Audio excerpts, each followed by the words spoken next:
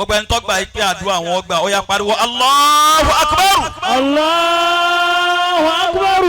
wàá máa ṣe amínà kojú tẹgbẹ́ rẹ lọ ṣe amínà. Amina. Allah. Sadaqallahul aliyyul azim. Òdodo lọ̀rọ̀ Ọlọ́run. Wa sadaqa rasuluhu nabiyyul karim. Ànábì tọ́lọ̀ ń fọ̀rọ̀ ọ̀rọ̀ gan kì í parọ́. Wa nahnu ala dhalika minash shahidina. Amina. Rabbana. Àmín. mo ti ní kó jẹ́ kí àmì kó lọ sókè dáadáa. Àmín. Taqabbal minna. Amina. Innaka anta sami'ul alim. Amina. Allahumma. Àmín. Tó bá lè tẹ ọwọ́ rẹ kó fi ọwọ́ méjèèjì kara wọn kó bá dáa kó tún ṣe amínà kó gòkè dáadáa. Àmín. Allahumma. Àmín. Urzuqna bi kulli harfin min al-Qur'ani alawatan Àmín. wa bi kulli juz'in min al-Qur'ani jazaan. Amina. Allahumma. Àmín. Urzuqna bil alfi ulfatan Àmín. wa bil ba'i barakatan Amina. wa bi ta'i tawbatan Àmín. wa bi tha'i thawaban. Amina. gbogbo wa ni kọ́lọ̀ ń já jèrè láyé ká tó lọ Ọlọ́run. Àmín. wa bil jimi jamalan Àmín. wa bil hayi hikmatan Àmín. wa bil kayi khairan. Àmín. bí oore wa bá ń bẹ ní sánmà ọlọ́mọsájọ́ sọ̀kalẹ̀ wa bá wa. Àmín. oore wa bá ń bẹ nínú lẹ́lẹ̀ ọlọ́mọsájọ́ jáde wa bá wa. Àmín. wa bi dali dalila Àmín. wa bi dali daka. Àmín. ṣe àmì tẹni tí ń bẹ lẹ́gbẹ̀ẹ́ rẹ mọ́ tiẹ̀ dáadáa. Àmín. wa bi ráyìírá mẹ́ta. Àmín. gbogbo ẹni tọ́lọ́run ti kẹ́ nínú wa ìkẹyìn ò ní dìbànújẹ́ mọ́ wa lọ́wọ́. Àmín. wa bi zakata Àmín. wa bi sini sàádàtà. Àmín. gbogbo wa ni kọ́lọ́run kó pè lólóríire. Àmín. wa bi sini ṣìfà. Àmín. gbogbo ẹni ó di àárẹ̀ débi àárẹ̀ yìí ò ní tẹ̀lé ẹ lọ lé mọ́. Àmín. wa bi sọ́ọ̀dì sídìkọ́. Àmín. wa bi dọ́ọ̀dì dìyà. Àmín. wa bi tọ́ ìtọ̀ra wa ta. Àmín. ọlọ́run wa bi ìdọ̀ ìdọ̀ fúra. Àmín. wa bi láìní ìlímọ́. wa bi lọ́gáìní gìnà. Àmín. wa bi lè fa ìfàlà. Àmín. wa bi lè kọ́ fi kórìbàtà. Àmín. wa bi lè ká fi kàràmàtà. Àmín. gbogbo bí a bá dé ẹni àpọ́nlé ní kọ́lọ́kọ́ máa ṣẹ́ nìkan ká wa. Àmín. ẹran kórìíra ọlọ́kọ́ yọ kúrò nínú ayé wa. Àmín. bìlí ká fi kàràmàtà. Àmín. wa bi lámì lùtìfà. Àmín. wa bi lè mímì mọ́ ìzọ̀tà. Àmín. wa bi nù nínú ra. Àmín. ẹni ó bá ṣe àmìnà dáadáa ìmọ́lẹ̀ ọlọ́run yóò tàn sínú ayé ẹ̀. Àmín. wa bi nù nínú ra. Àmín. wa bi lè wá wíwú sílẹ̀ tán. Àmín. bìlí ayé dáyà tán. wa bi lè yá yẹ kíná. Àmín. bí ọwọ́ yẹn sókè kọ́ dájú orí ẹ̀rọ Allahumma. Àmín.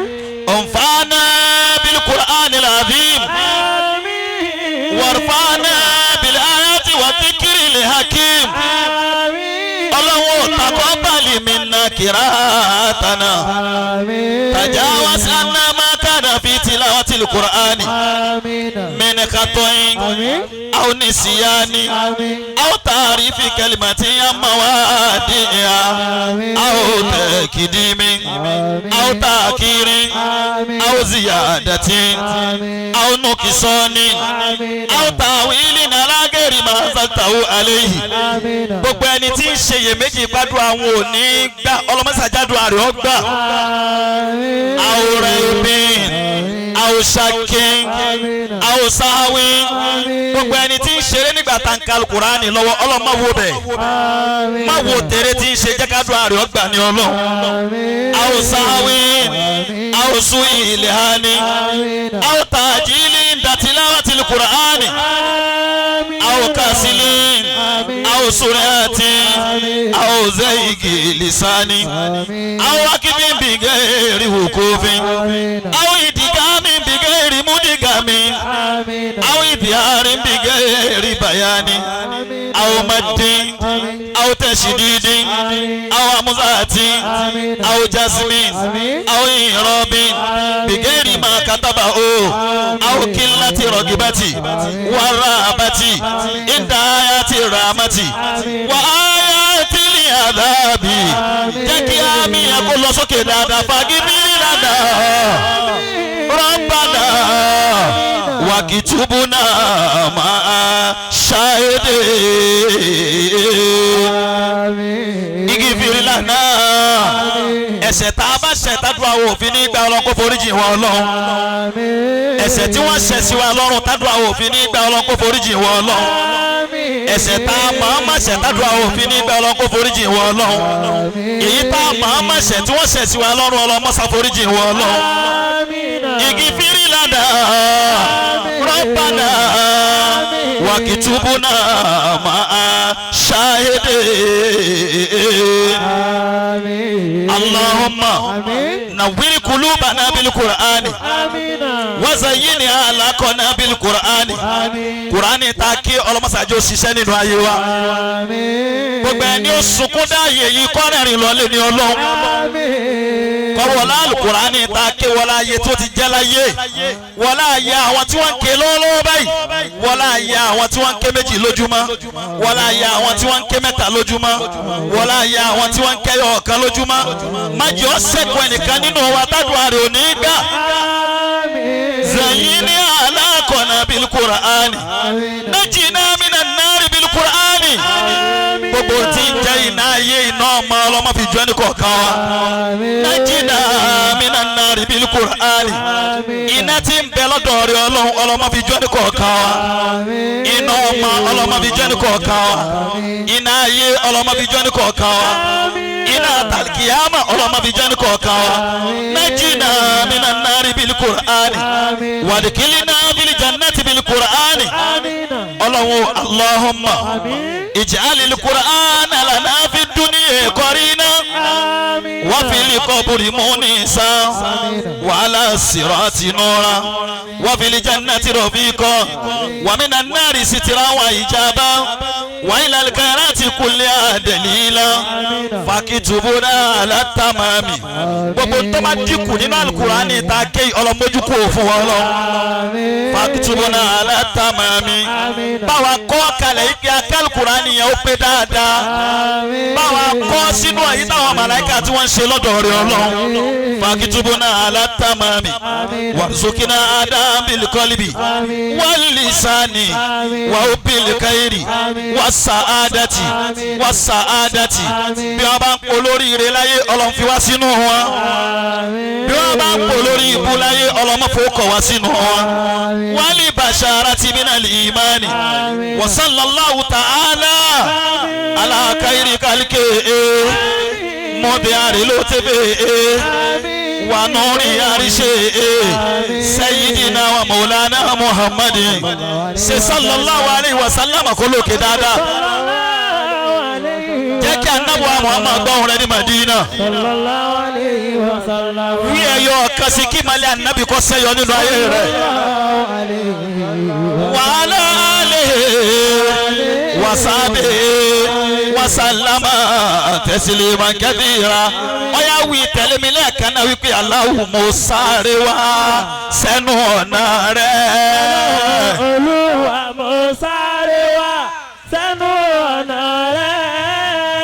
tọ́wọ́ bá wí dáadáa gbólóhùn àṣẹ ni ẹyọ kan náà ni mo fẹ́ wí afẹ́ fi pàṣẹ sínú ayé ẹnìkọ̀ọ̀kan ìwọ náà wá yanu kó fi pàṣẹ sínú ayé rẹ Allahu mo sáré wá sẹ́nu ọ̀nà rẹ.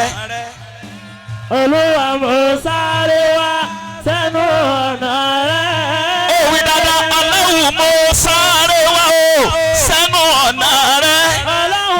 Olúwa mo sáré wá sẹ́nu ọ̀nà rẹ. lásìkò táwọn èèyàn ti sùn lóru gànjọ́.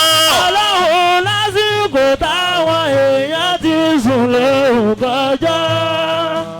ìgbésí ayé mi ó dọ̀wọ́ rẹ Ọlọ́hun. ìgbésí ayé mi ó dọ̀wọ́ rẹ. sọ fún dáadáa ìgbésí ayé mi ó dọ̀wọ́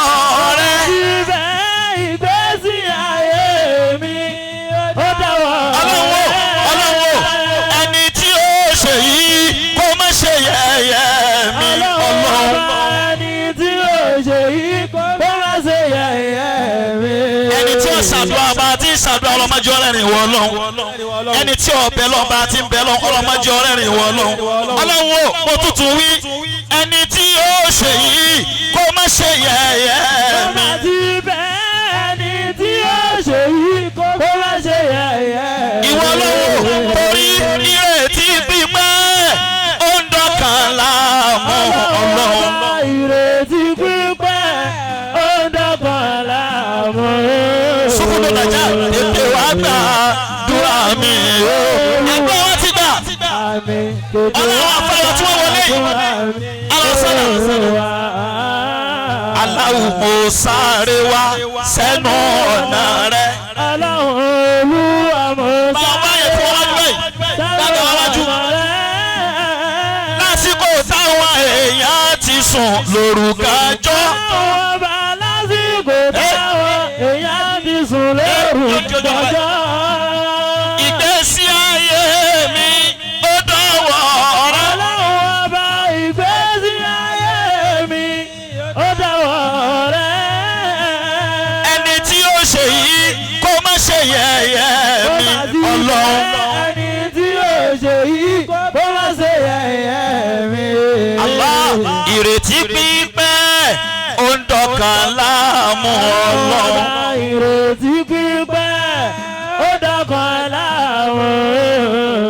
Tètè wá gbàdúrà mi Olúwa. Àmín tètè wá gbàdúrà mi Olúwa. Ọlọ́run má jẹ́ ìyàwó jẹ mí. Ìyàwó níjẹ gbogbo wa ẹni sùúrù Ọlọ́run ò ní fi àjẹ gbogbo wa ọ sàmì dáadáa nígbà tí a ń sọ̀kalẹ̀ Al-Qur'an.